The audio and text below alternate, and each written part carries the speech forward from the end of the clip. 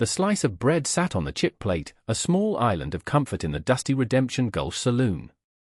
It was unlike any bread Caleb Thorne had ever tasted. The crust was a deep, burnished gold that crackled when he pressed it, and the inside was soft, with a faint, sweet scent that reminded him of a life he barely remembered. He was a man who noticed the weight of his colt, the direction of the wind, and the look in another man's eyes before a fight. He did not, as a rule, notice bread. But this was different. This was a piece of sunlight on a cloudy day. He finished the last crumb and pushed the plate away. Jedediah, the saloon owner with a face like a Warnsel bag, wiped the bar with a damp cloth. "Another whiskey, Thorne?" Caleb shook his head. His voice was low, raspy from disuse. "The bread. Who made it?" Jedediah paused, surprised. Men like Caleb Thorne didn't ask about baking. They asked about bounties, trail conditions, or the fastest way out of town. "Don't know the name. Some woman outside of town sells me a few loaves a week. Helps her make ends meet, I suppose." "What woman?" Caleb persisted, his grey eyes fixed on the bartender. "Just the woman. Quiet type. Keeps to herself." Jedediah shrugged, clearly uncomfortable with the intensity of the question. "If you want more, you can buy a loaf from Mrs. Gable at the general store. She sells the good stuff." But Caleb knew, with a certainty that settled deep in his bones, that Mrs. Gable's bread was not this bread. He'd eaten store-bought bread his whole life, it was dry and functional. This was something else entirely. This was bread made by someone who was paying attention. He dropped 2 silver coins on the bar, enough for the whiskey and the meal, and stood. His tall frame cast a long shadow in the afternoon light. Every eye in the saloon followed him as he walked out, his spurs ringing softly on the wooden floor. The question hung in the air behind him, absurd and unsettling. A gunslinger, a man known from the Wyoming Territory to the Arizona line for his steady hand and cold nerve, was hunting for a baker. His first stop was the general store, a clapboard building smelling of coffee beans, leather, and dust. A bell tinkled as he entered. Mrs. Gable, a woman whose face was permanently pursed in disapproval, looked up from behind the counter. "Help you?" she asked, her eyes flicking to the Colt holstered on his hip. "I'm looking for the person who bakes the bread for the saloon," Caleb said, his voice quiet but clear. Mrs. Gable sniffed. "Jedediah buys from me, same as everyone. Best flour in the county." She gestured to a stack of sacks. "But if you're looking for fresh baked, Mrs. Schmidt does a fine job. Her husband is the blacksmith. White house with the blue shutters." Caleb nodded, touching the brim of his hat. He left the store and walked down the dusty main street toward the blacksmith's forge. The rhythmic clang of a hammer on steel grew louder with each step. He found the white house with the blue shutters, a tidy vegetable garden growing in the front yard. A stout woman with flour on her apron answered his knock. "Mrs. Schmidt?" "I am," she said, her German accent thick. "I was told you might be the one who bakes for the saloon." A look of pride crossed her face. "No, not the saloon. But I bake for the Reverend and the Mayor. The best sourdough in this territory." She held up her flour-dusted hands as proof. Caleb had a piece of the saloon bread wrapped in a napkin in his pocket. He resisted the urge to show it to her. He could tell by the smell of yeast and rye coming from her house that her bread, while likely excellent, was not the same. It lacked the subtle sweetness he remembered. "Thank you for your time."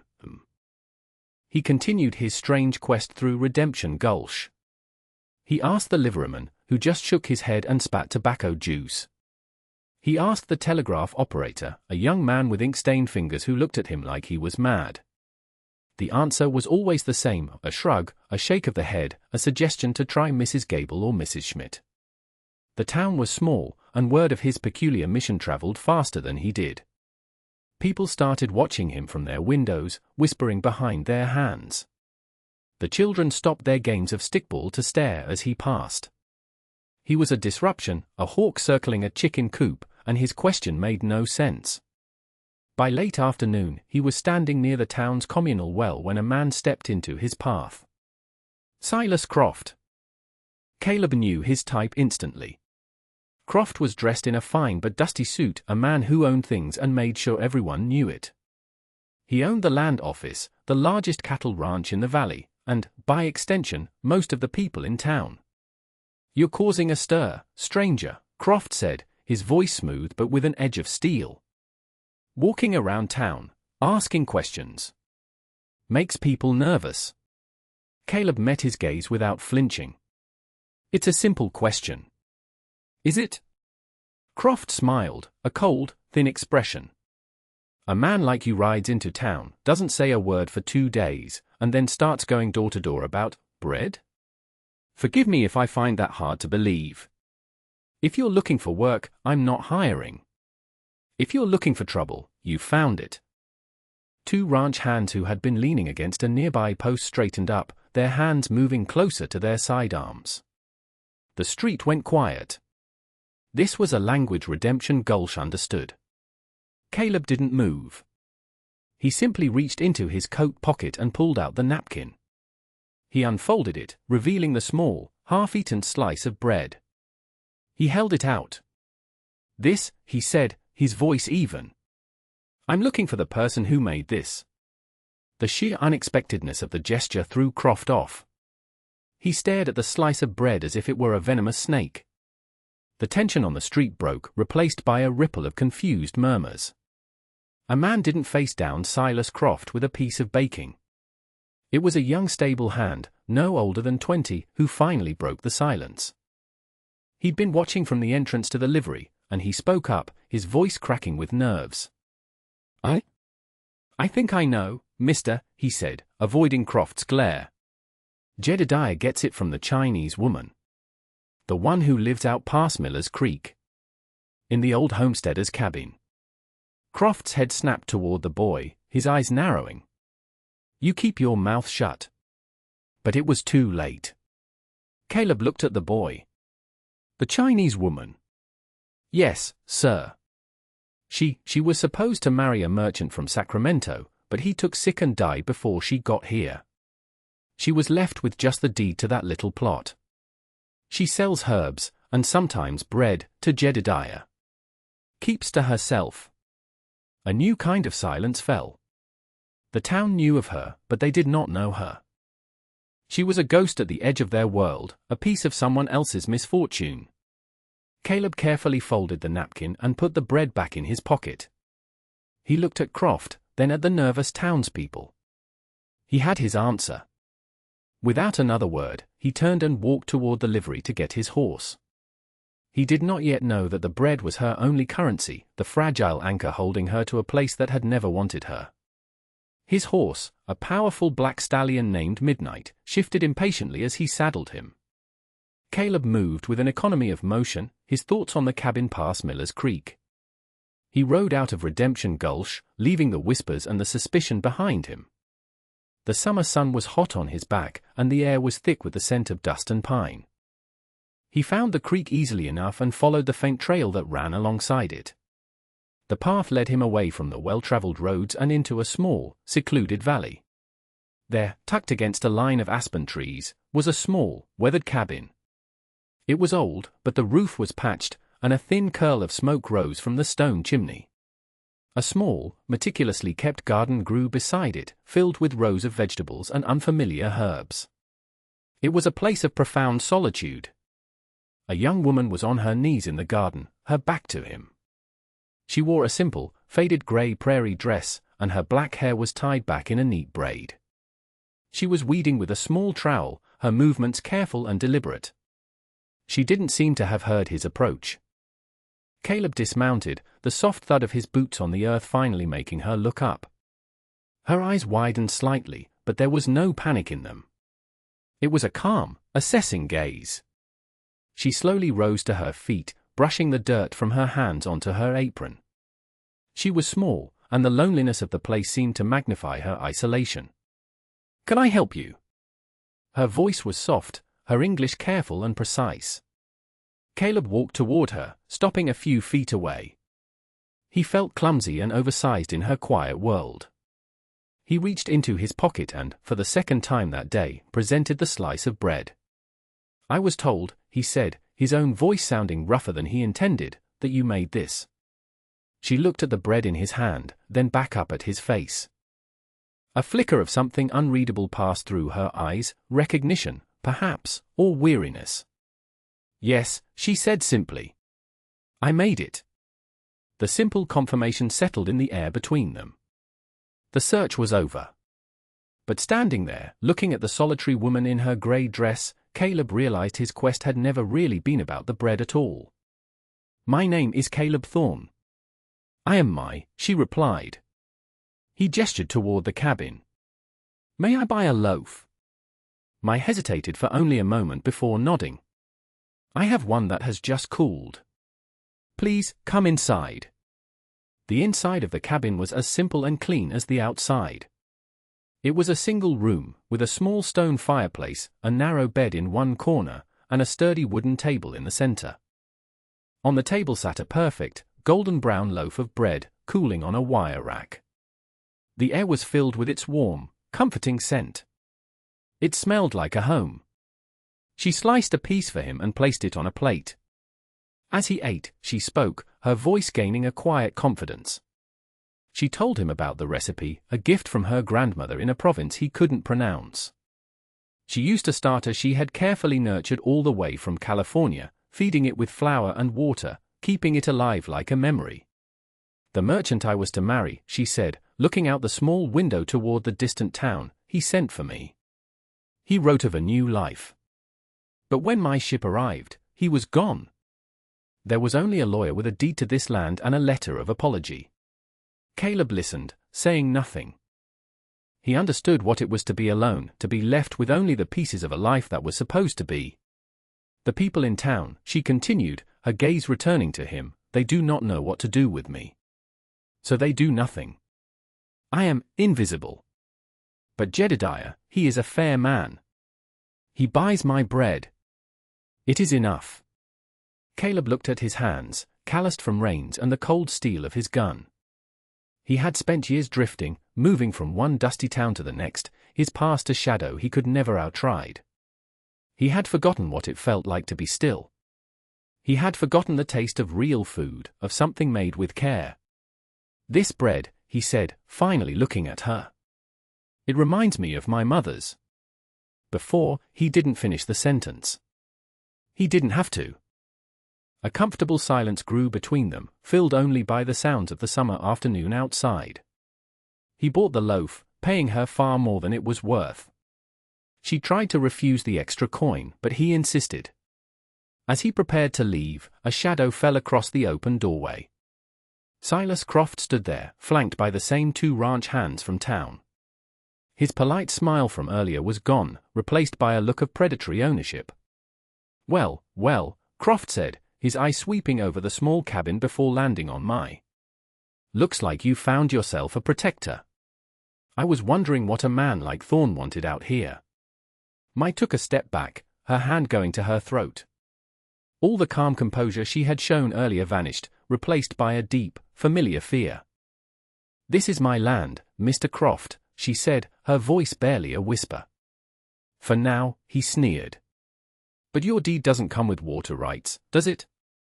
That creek belongs to me. And I'm thinking of diverting it. A garden needs water, doesn't it? He then turned his attention to Caleb. You've made a mistake, Thorne.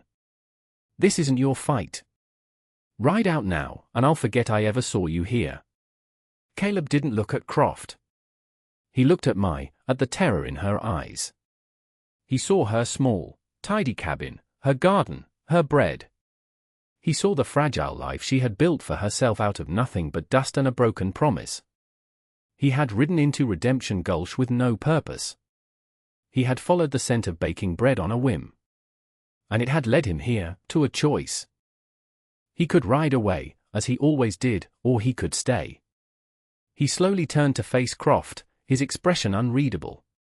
I think, he said, his voice dangerously quiet, that I'll be staying for a while. Croft's face hardened. You'll regret that. I'm giving you until morning, girl. Sign the land over to me for the price I offered last month. If you don't, I'll have the territorial marshal out here with an eviction notice so fast your head will spin. We'll see how your gunslinger friend stands up to the law." He spat on the ground just outside the door and left, his men following close behind. The threat lingered in the small cabin long after they were gone.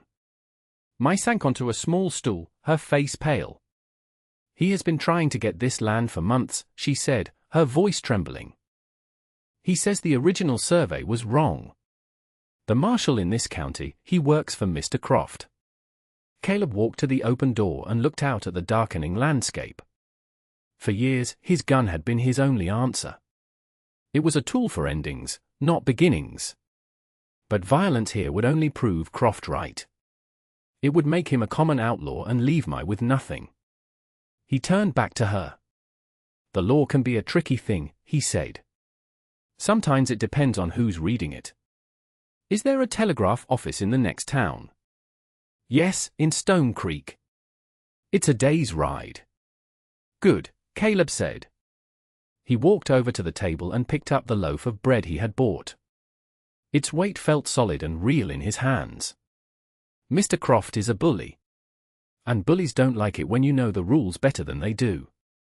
He spent the night sitting in a chair propped against the cabin door, his rifle across his lap, while Mai slept fitfully inside.